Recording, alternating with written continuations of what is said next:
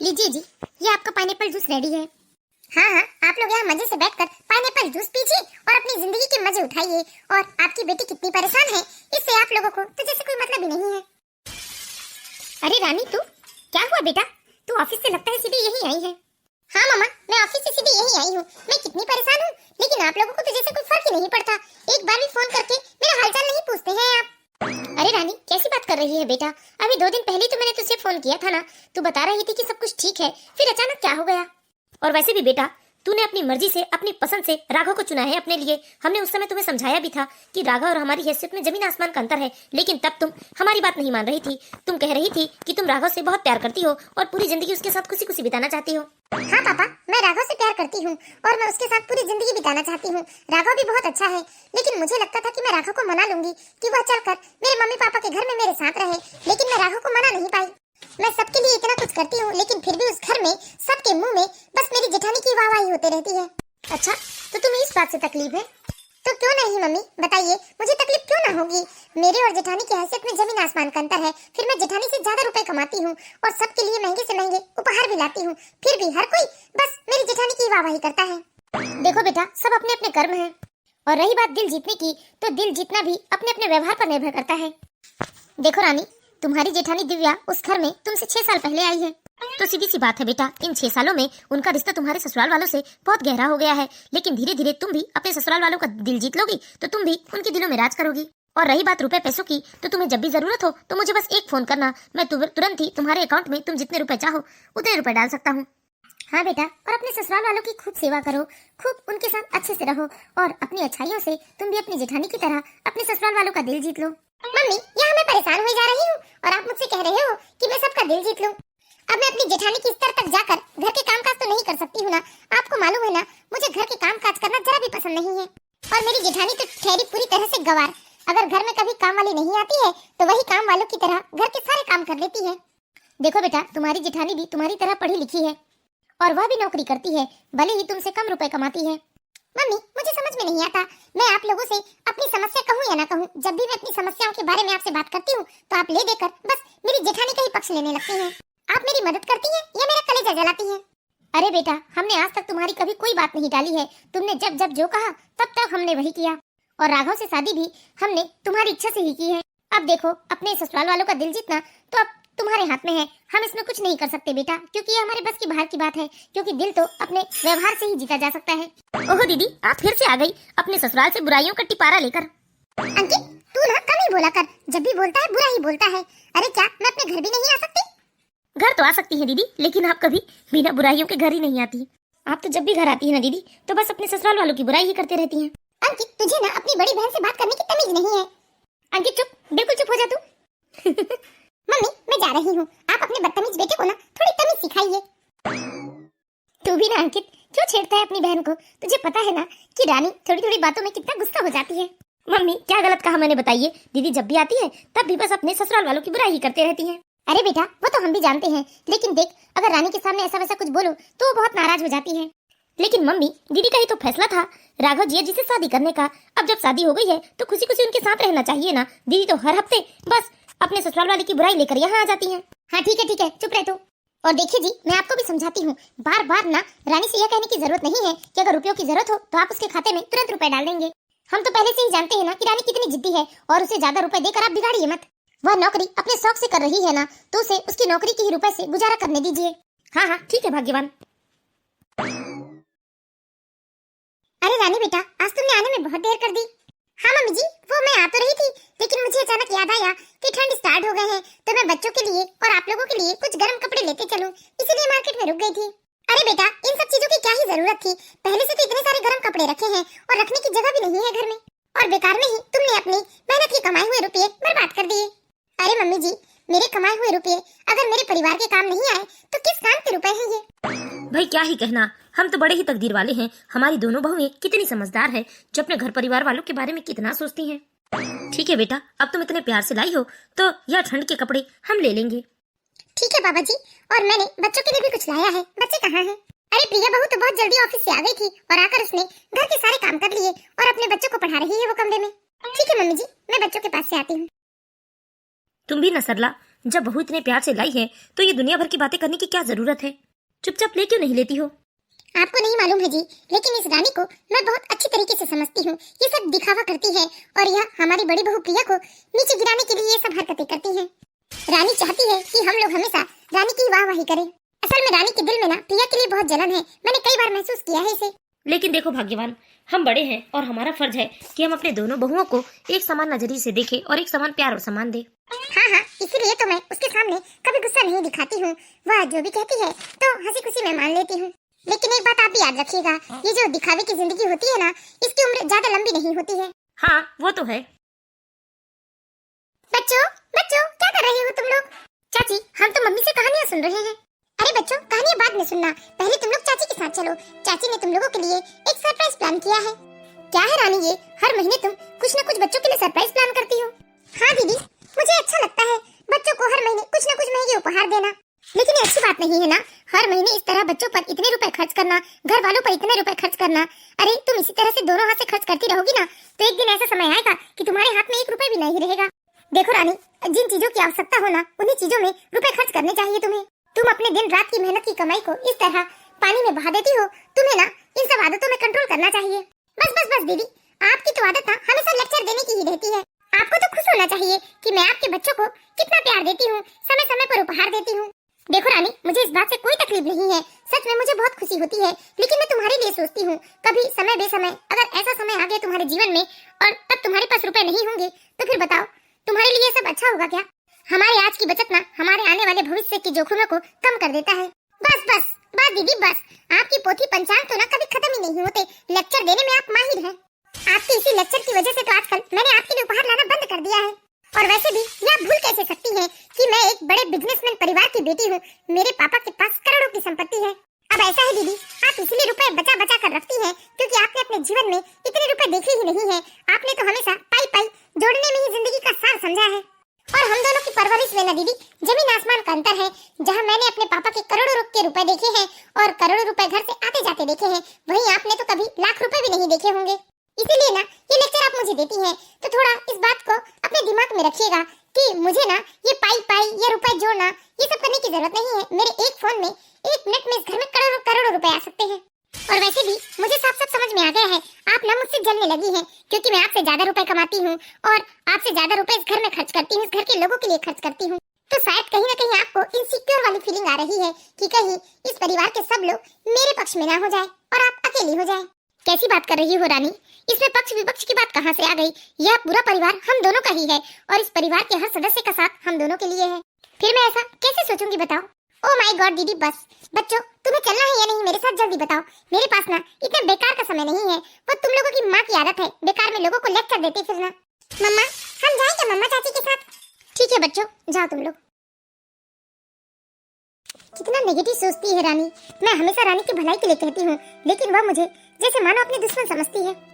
अरे रिया, क्या हो गया? रानी इतने गुस्से से क्यों जा रही थी हमारे कमरे से? कुछ नहीं जी, उसे मेरी बात हमेशा गलत लगती है। वह तो मैं उसे फ्यूचर के लिए समझा रही थी कि बेकार में इतने रुपए वेस्ट मत करो और अपने भविष्य के लिए रुपए बचा कर रखो। लेकिन उसे लगता है कि मैं उसे लेक्चर देती हूँ या फिर उससे जलती हूँ। देखो रिया, रानी और तुम्हारे व्यवहार में जमीन आसमान का अंतर है। भले ही रानी अपनी चंचलता दिखाए या सब पर रुपए खर्च करे, लेकिन तुम्हारी गंभीरता, तुम्हारी ईमानदारी और तुम्हारा मधुर व्यवहार इस घर में सबको भाता है। एकमात्र रानी ही है जिसे तुम्हारी बात हमेशा लेक्चर ही लगती है। कोई बात नहीं जी, मैं रानी को अपनी छोटी बहन जैसे समझती हूँ। भले वो मुझ पर गुस्सा करे, लेकिन मेरा काम उसे हर बार समझाना है क्योंकि मैं किसी को इस तरह गलतियाँ करते नहीं देख सकती हूँ। अच्छा ठीक है, मुझे ना बहुत भूख लगी है, चलो गर्मा गर्म खाना खिला दो मुझे। हाँ चलिए। रानी, इतने महंगे ब्रांडेड कपड़े लाने की जरूरत क्या थी? अरे पिछले महीने ही तो तुमने सबके लिए लेकर आई थी ना, फिर इतने रुपए खर्च करने की क्या जरूरत थी तुम्हें? अच्छा, किसने कहा आपसे ये सारी बातें? जरूर दीदी ने ही कही होगी कि मैं बेकार में रुपए बर्बाद करती हूँ क्योंकि उन्हें ना मुझसे जलन ही होती है। मुझसे भाभी ने नहीं कहा है, बल्कि मुझे माँ बता रही थी कि तुमने फिर से इतने महंगे उनके लिए साल, स्वेटर, मफलर और न जाने क्या क्या लेकर आई हो। इधर सैलरी आई नहीं और इधर तुम सारे पैसे बर्बाद कर देती हो। अरे ये सब कर क्यों रही हो जब घर वालों की इन सब चीजों की जरूरत नहीं है? तो जरूरत है, कैसे नहीं है? क्या मुझे समझ में नहीं आता? ये सब हर इंसान की जरूरत होती है। देखो रानी, तुम ना अपनी सैलरी के रुपए इस तरह से बर्बाद मत करो प्लीज।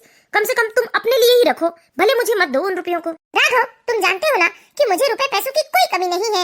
मैं जब बोलूं तब पापा मुझे उतने रुपए ला के दे सकते हैं, लेकिन मैं ये जॉब ना सिर्फ अपने सेटिस्फेक्शन के लिए कर रही हूँ। मुझे अच्छा लगता है जॉब करना, लेकिन मेरी ही तकदीर खराब है। यहाँ मैं किसी के लिए कितना भी कुछ कर लूँ, लेकिन सब लोगों को बस बड़ी बहू ही समझ में आती है। मेरे लिए तो मानो इस घर के लोगों के दिल में कोई जगह नहीं है। ओहो रानी, फिर से तुमने वही रोना धोना मचा दिया। अरे भाई, हम सब तुम्हारी भलाई चाहते हैं। मत कीजिए ना, कोई मेरी भलाई मत कीजिए। मुझे मुझे अपने हाथ पर छोड़ दीजिए। राघव, मैंने सब कुछ तुम्हारे लिए किया। तुम्हारे लिए मैंने कितने सारे करोड़पति रिश्तों को ठुकराया और मैं अपना महल छोड़कर तुम्हारे इस छोटे से घर में रहने आ गई। तुम्हारे माता पिता और तुम्हारे पूरे परिवार को दिल से स्वीकार भी कर ली मैंने, और सबको खुश रखने की कितनी कोशिश करती हूँ, लेकिन फिर भी सबको लगता है कि मैं बेवकूफ हूँ या मुझे कुछ आता ही नहीं। सबके जुबान पर सिर्फ बड़ी बहू का ही नाम होता है। सब बड़ी बहू का ही गुणगान करते हैं। अरे मैं भी तो इस घर की बहू हूँ ना। मैं भी चाहती हूँ कि सब लोग मुझसे प्यार करें, मेरी तारीफ करें। ये कैसी बात कर रही हो रानी? सब लोग तुमसे प्यार तो करते हैं ना, और तारीफ भी करते हैं, लेकिन मम्मी पापा की आदत पता है ना, कभी वो किसी के सामने किसी की तारीफ करते नहीं है। झूठ मत बोलिए, मैंने कई बार सुना है रिया दीदी की तारीफ करते उन्हें, सिर्फ मेरी तारीफ वो कभी नहीं करते हैं। चाहे मैं कितना भी कुछ कर लूं, लेकिन मम्मी जी हमेशा एक ही बात कहती है कि बड़ी बहू की बात ही अलग है, बड़ी बहू की बात ही अलग है। अच्छा ठीक है, प्लीज तुम्हें रोना धोना बंद करो और थोड़ी देर आराम करो। ठीक है बाबा, तुम्हें जो करना अपनी सैलरी के रुपए से तुम वो करो, लेकिन इस तरह रो मत। अरे कोई तुम्हारी तारीफ करे या ना करे, मैं तो तुम्हारी तारीफ करता हूँ ना कि मैं कितना लकी हूँ जो मुझे रानी जैसे जीवन साथी मिला है। You are the best rani, you are the best. और मैं तुमसे कितना प्यार करता हूँ, क्या ये काफी नहीं है? हाँ, बस इसी तरह हमेशा प्यार करते रहना आप मुझसे। बड़ी बहू। जी मम्मी जी। अरे बहू, छोटी बहू आकर हमारे लिए कुछ उल्टा सीधा बनाते, उससे अच्छा है कि तुम जल्दी से ना हमारे लिए पराठा और चटनी ही बना दो। मम्मी जी, उस बेचारी को कुछ आता नहीं है, लेकिन फिर भी वह आप लोगों को खुश करने के लिए कितनी कोशिशें करती है।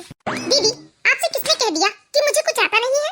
अरे बेटा, वो रानी के कहने का मतलब वो नहीं था। उसका मतलब था कि जो हम खाते हैं वो तुम बना नहीं सकती हो, जैसे कि दाल बाटी, जैसे कि आलू मेथी के पराठे। सब आते हैं मम्मी जी, मुझे सब आते हैं। वह तो मैं आप लोगों को कुछ अलग खिलाना चाहती थी, इसीलिए अलग अलग तरह के डिश बना रही थी। लेकिन दीदी को तो मौका मिलना चाहिए मेरी बुराई करने का और मेरे खिलाफ आप लोगों को भड़काने का। मैं चाहे कुछ भी कर लूं, लेकिन दीदी और आपको ना हमेशा मुझसे दिक्कत ही होती है। अरे मैं ही बेवकूफ हूँ जो आप लोगों को खुश करने की बेवजह की कोशिशें करते रहती हूँ। नहीं करना है मुझे अब कोशिशें, मैं जैसी हूँ वैसी ही ठीक हूँ। मुझे लगता है मम्मी जी कि हमारी बातें रानी के दिल को चुभ गई। शायद मुझे ऐसा नहीं कहना था कि रानी को कुछ आता नहीं है। अरे बेटा, तुमने गलत ही क्या कहा है। और एक बात बताऊं, इस रानी को मैं बहुत अच्छी तरीके से समझ चुकी हूँ। असल में ना यह पूरे दिल से हम लोगों के लिए कुछ नहीं करती है और ना ही ये करना चाहती है। ये बस तुम्हें नीचे दिखाने की कोशिश के चक्कर में ये सब बेकार की कोशिशें कर रही है। असल में ना रानी को अपने पापा के रुपयों के बहुत घमंड है। मुझे इतने महीनों में अच्छे से समझ में आ चुका है कि रानी सर्वगुण संपन्न नहीं है। ना ही उसे घर के कामकाज आते हैं और ना ही वो कार्य करने में इंटरेस्ट लेती है। वह तो बस दिखावे के चक्कर में थोड़ा बहुत कुछ करती है और उसमें भी सब बेकार ही कर देती है। ये जो महंगे महंगे उपहार लेकर आती है, हम लोगों के ऊपर इतने रुपए खर्च करती है ना, ये सिर्फ दिखावा है। असल में ये दिल से हमारे लिए कुछ करती ही नहीं है। और ये ढोंगी रानी के लिए ना तुम अपना मन छोटा मत करो, क्योंकि तुम ही रहोगी। रानी तुम्हारी बराबरी कभी नहीं कर सकती बेटा। मम्मी जी, प्लीज बार बार आप ऐसा मत कहिएगा, रानी को बुरा लगता है। अरे मैं तो चाहती हूँ कि झूठे मुंह ही सही आप लोग ना रानी की खूब तारीफ कीजिए। नहीं बेटा, मैं बेकार में तारीफ करके ना उसे चने के झाड़ में नहीं चढ़ाना चाहती। देखिए मम्मी जी, धीरे धीरे ना रानी मुझे दुश्मन की तरह देखने लगी है और वह मुझसे पता नहीं क्यों अजीब सी जलन करने लगी है। अरे रिया बेटा, ये सब छोड़ो, तुम्हें ऑफिस के लिए देर हो रही है। तुम जाओ, मैं कर लूंगी आज। ठीक है मम्मी जी। जब कोई भी काम हम किसी के लिए दिल से करते हैं ना, तो उसमें एक अलग ही आनंद होता है, एक अलग ही प्यार होता है। और जो चीज दिखावे के लिए की जाती है ना, तो उसमें चाहे कितना भी शहद घोलने की कोशिश करे, वो जैसा है वैसा प्रतीत हो ही जाता है। हेलो पापा प्लीज मेरे अकाउंट में ना 20 लाख रुपए ट्रांसफर कर दीजिए। 20 लाख रुपए? वो क्यों बेटा, क्या जरूरत आन पड़ी है तुम्हें? बाप रे, 20 लाख रुपए? वो पापा, एक्चुअली ना इनका बर्थडे आने वाला है और मैंने एक डायमंड वॉच पसंद की है। मुझे ना इन्हें डायमंड वॉच गिफ्ट करना है, इसलिए प्लीज आप 20 लाख रुपए सेंड कर दीजिए मुझे। ओके पापा, लव यू सो मच। रानी क्या हुआ दीदी? रानी 20 लाख रुपए, वह भी सिर्फ एक घड़ी के लिए? ओहो दीदी, इसका मतलब आप छुप कर मेरी बातें सुन रही थी। और रही बात घड़ी की, तो 20 लाख रुपए हमारे लिए कोई बहुत बड़ी रकम नहीं है। और राघव मेरे पति हैं, उन्हें मैंने पसंद किया है, वह मेरे लिए लाखों में एक है, तो उनके लिए 20 लाख रुपए का उपहार कोई मायने नहीं रखता। हाँ, ये बात अलग है कि आप भैया के जन्मदिन में उन्हें बस 1000 रुपए की एक शर्ट दे देते हैं।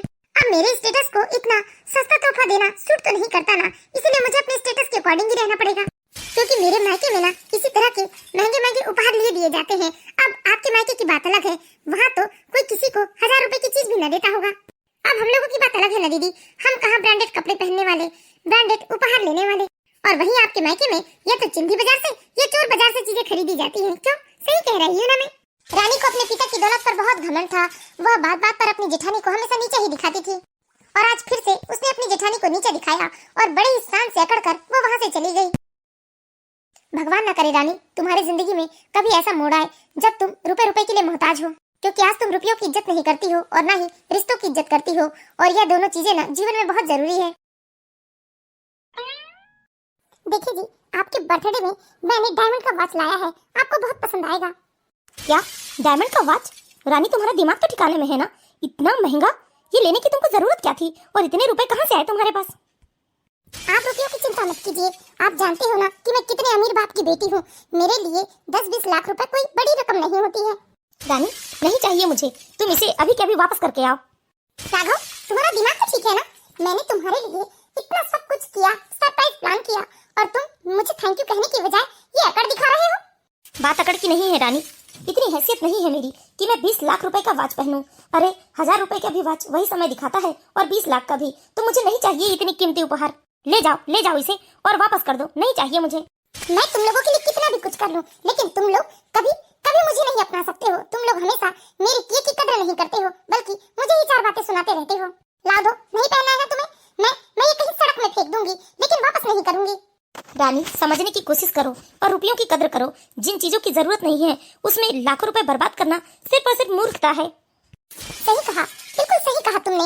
मैं दुनिया की सबसे मूर्ख औरत हूँ जो मैं तुम्हारे प्यार में इतनी पागल हो गई। तुम्हें पाने के लिए मैंने सारी चीजें छोड़ दी, यहाँ तक मैंने अपने ऐशो आराम तक छोड़ दिए, और इस घर में सबको खुश करने की कितनी कोशिश करती हूँ, लेकिन हर किसी को मुझसे शिकायत ही होती है।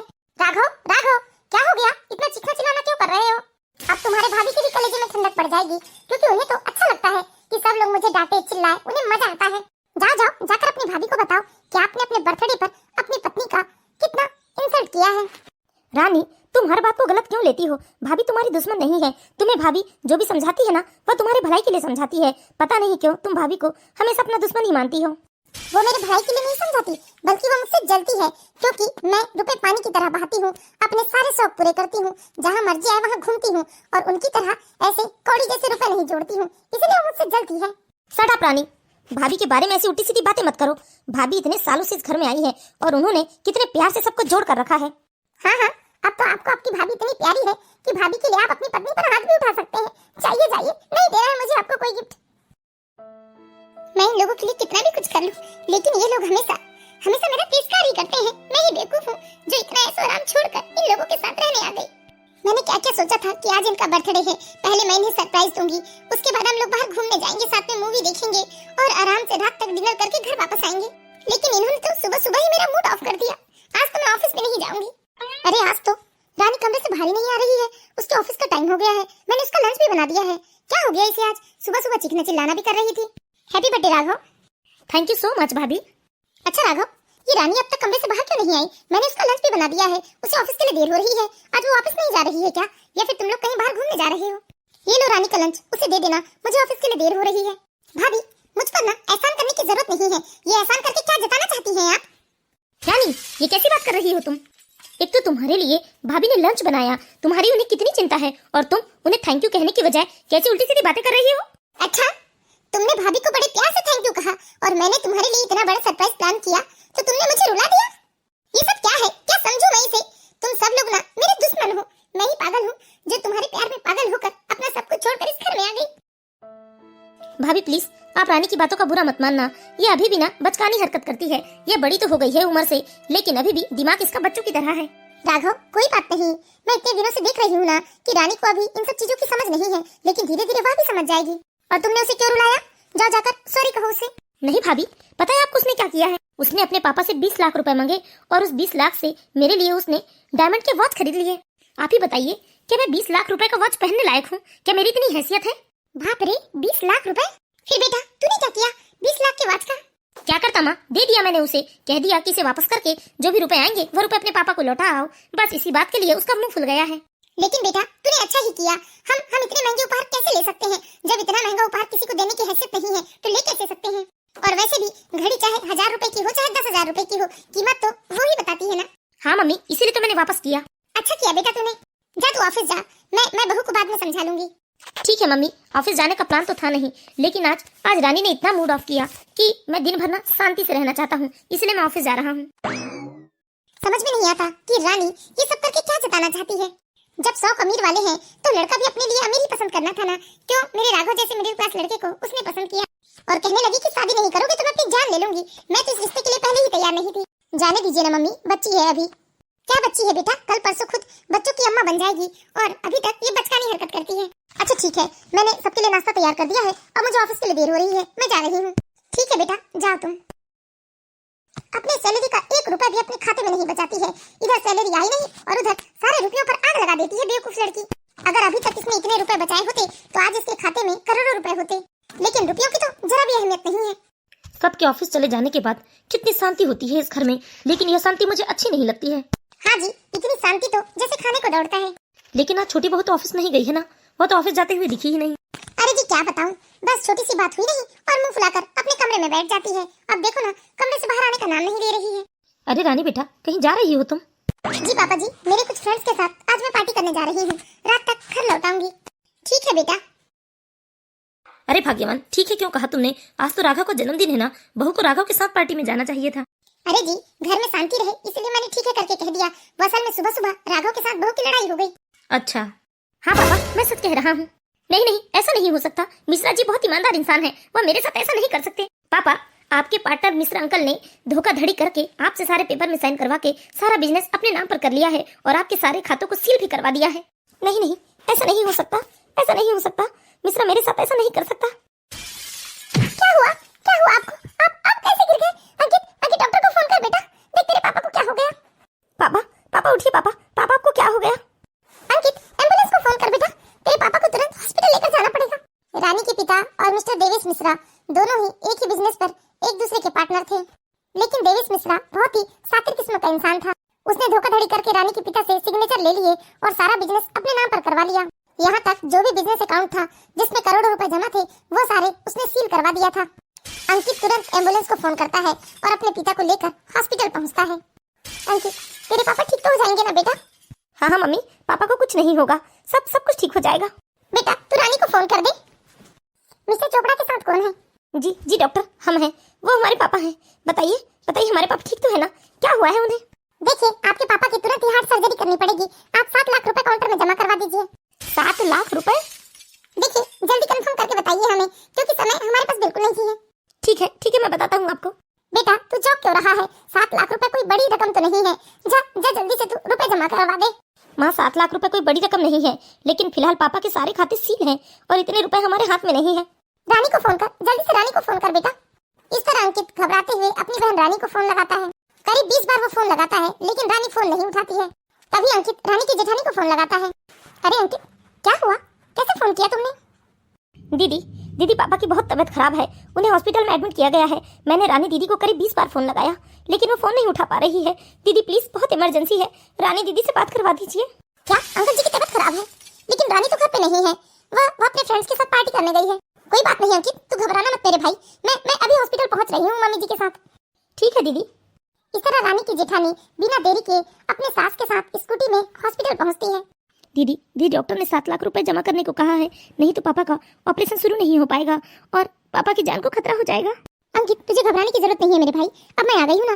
अब अंकल जी का जल्दी से ऑपरेशन शुरू हो जाएगा, तुम जाकर आंटी जी को संभालो, मैं बात करती हूँ डॉक्टर से। इस तरह रानी की जेठानी बिना किसी से कुछ कहे चुपचाप डॉक्टर के पास जाती है और उनसे बात करके डॉक्टर के अकाउंट में 7 लाख रुपए ट्रांसफर कर देती है और उधर रानी के पिता का ऑपरेशन शुरू भी हो जाता है। आई होप सब कुछ ठीक ही हो, आप लोग इतना परेशान मत होइए, ऑपरेशन शुरू हो चुका है। हाँ बहन जी, आप चिंता मत कीजिए, भगवान पर भरोसा रखिए, देखिए सब कुछ ठीक होगा। रानी कहाँ गई है समधन जी? अभी तक रानी आई नहीं। रानी अपने दोस्तों के साथ पार्टी करने गई है, आ जाएगी, आप चिंता मत कीजिए। करीब 6 घंटे तक ऑपरेशन चलता है, तब तक रानी की सास रानी की माँ के साथ बैठे उन्हें दिलासा देते रहती है और इधर रानी की जेठानी रानी के भाई के साथ यहाँ से वहाँ दौड़ भागकर सारी दवाई गोली और हॉस्पिटल की सारी फॉर्मेलिटी पूरी करती है। 6 घंटे बाद ऑपरेशन सक्सेसफुल हो जाता है। नर्स आकर रानी की फैमिली को जानकारी देती है। देखिए ऑपरेशन सक्सेसफुल रहा, अब पेशेंट खतरे से बाहर है, लेकिन हाँ उन्हें आज आप नहीं मिल सकते क्योंकि उन्हें आईसीयू में रखा गया है। आप कल उनसे दोपहर के 12 बजे तक मिल लेंगे। हे भगवान, आपका लाख लाख शुक्र है। लेकिन मम्मी, रानी दीदी को गए 8 घंटे से ऊपर हो गए, अभी तक क्या उन्होंने हमारा फोन चेक नहीं किया होगा? ये रानी अभी तक किसी तरह से मनमानी करती है, ससुराल में है फिर भी सास ससुराल को कुछ नहीं समझती है। नहीं नहीं आंटी जी, हमारी रानी तो बहुत जिम्मेदार है, वह तो ऐसे कभी निकलती नहीं है घर से। बस हमने कहा कि कई दिनों से तुम कहीं बाहर नहीं गई हो तो जाओ अपने दोस्तों के साथ घूम फिर कर आ जाओ। वैसे आंटी जी, अब तो अंकल जी से कल ही मिलने दिया जाएगा। मैं सोच रही थी कि मैं आपको अपने घर ले चलती हूँ, वहाँ आप थोड़ा सा रेस्ट कर लीजिएगा। हाँ हाँ बहन जी, बड़ी बहू ठीक कह रही है। हाँ माँ, आप लोग जाइए, मैं हूँ ना अभी हॉस्पिटल में। ठीक है अंकित, पहले मैं आंटी जी को घर से थोड़ा सा आराम करवा कर ले आती हूँ, उसके बाद तुम घर चल के थोड़ा आराम कर लेना, तब मैं और आंटी जी हॉस्पिटल में रह लेंगे। ठीक है दीदी, थैंक यू वेरी मच दीदी। अरे पागल, ये इसमें थैंक यू वाली क्या बात है? यह तो मेरा फर्ज है, जैसे मेरे माता पिता हैं वैसे तुम्हारे माता पिता हैं।